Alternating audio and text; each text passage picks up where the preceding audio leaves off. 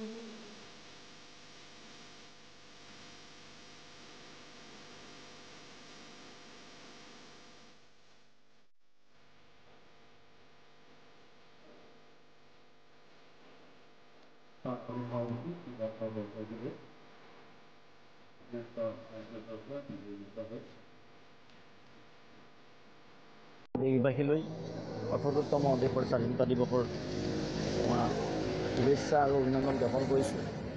মহামানৱ মহাত্মা গান্ধীৰ নেতৃত্বত যি অহিংসা আন্দোলনে এই দেশখনে পৰাধীনতাৰ শিকলি ছিঙি এখন সাৰ্বভৌম ৰাষ্ট্ৰ হিচাপে পৰিণত হ'ল। 1947 চনৰ আজিৰ এই পবিত্ৰ তিথিত সমগ্ৰ হিন্দুস্থানত সমগ্ৰ দেশে এই স্বাধীনতা দিৱস অধিক উলহ মালহেৰে পালন কৰিছে আৰু ত্ৰিৰংগা পতাকাৰ তলত সকলো সমবেত হৈ মা ভাৰতীৰ বন্দনা গাইছে আৰু সকলো সংকল্প লৈছে এই দেশখন এখন পৰম বৈভৱী ৰাষ্ট্ৰ ভাৰতবৰ্ষ বিশ্বগুৰু এখন ধাবিত হওক। 2047 চনত 2047ত এই দেশখনে বিশ্বগুৰু এখনৰ পিনে ধাবিত হোৱাৰ নিমিত্তে এক লক্ষ্য ৰাখি এই দেশৰ চৰকাৰে কাম কৰি আছে।